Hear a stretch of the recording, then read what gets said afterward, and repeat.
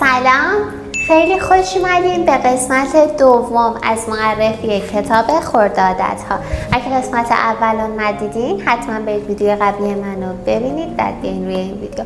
امروز میخوام راجع به کمالگرایی که توی این کتاب انقدر قشنگ توضیح داده صحبت بکنم که من وقتی داشتم این قسمت رو میخوندم متوجه شدم که من چقدر درگیر این مسئله هستم و باید خیلی خوب روش کار بکنم. ببینید، برای خیلی از ما آدم ها ممکنه یه وقتی تو زندگیمون یه سری اتفاقات بیفته که نتونیم اون کارایی که باید انجام بدیم و انجامشون بدیم. مثلا چه میدونم، امروز من باید ورزش کنم ولی خب یکم کسالت دارم، نمیتونم ورزش کنم و این کاملا طبیعیه و میتونیم انجامش ندیم اون روز و به خودمون سخت نگیریم. ولی مسئله اینه که ما یک عادت رو 2 روز 3 روز یا چند روز انجامش ندیم. این که ما یک بار انجامش ندیم هیچ اشکالی نداره. شاید من امروز بخوام پیتزا بخورم ولی از فردا دوباره باید برگردم به اون رژیم غذایی که داشتم. این که ما بخوایم برای دومین بار اون عادت رو کنار بذاریم و انجامش ندیم اینه که مشکله. فرق بین آدمای خیلی موفق و آدمای معمولی هم توی همینه. آدمای موفق از شکستشون درس میگیرن و ادامه میدن، ولی آدمایی که خیلی معمولی هم وقتی با شکستی مواجه میشن کلا دیگه میذارن کنار، ناامید میشن و دیگه انجامش نمیدن.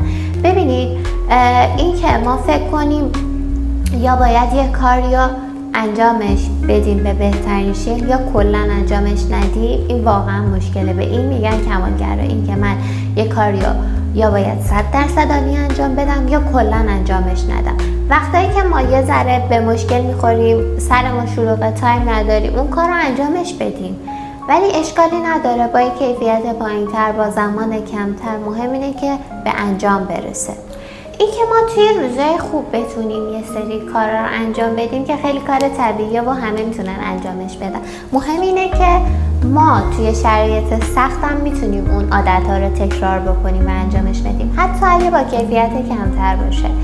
یعنی اینکه شاید ما 5 دقیقه در روز ورزش کنیم تغییر آنچنانی توی بدن ما ایجاد نکنه، ولی این نشون میده که شخصیت ما ساخته شده. ما ورزشکار هستیم، ما شخصیتی هستیم که ورزش میکنه و اینو به خودمون داریم حداقل ثابتش میکنیم.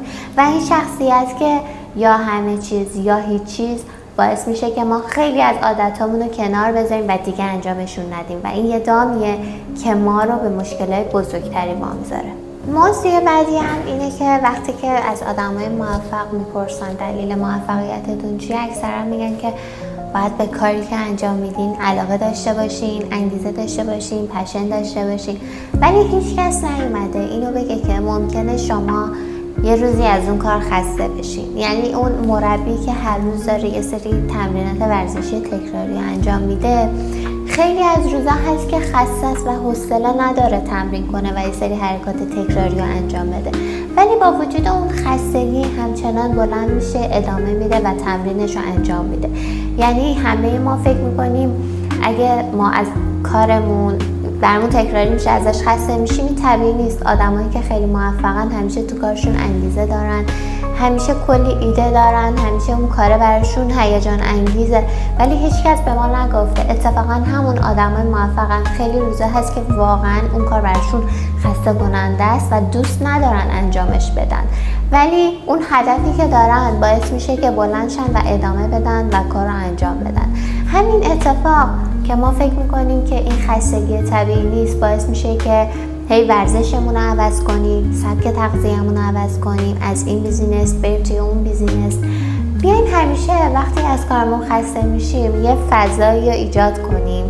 اگه من امروز از کارم خستم، امروز رو کار نکنم. اگه خیلی خستم، حس میکنم این کار رو دیگه دوست ندارم، یه مدت برم سفر، یکم فاصله ایجاد کنم، یه چند روز کار نکنم تا ذهنم آزادتر بشه، اون حس خستگی از بین بره و دوباره برگردم به روال عادی کارم.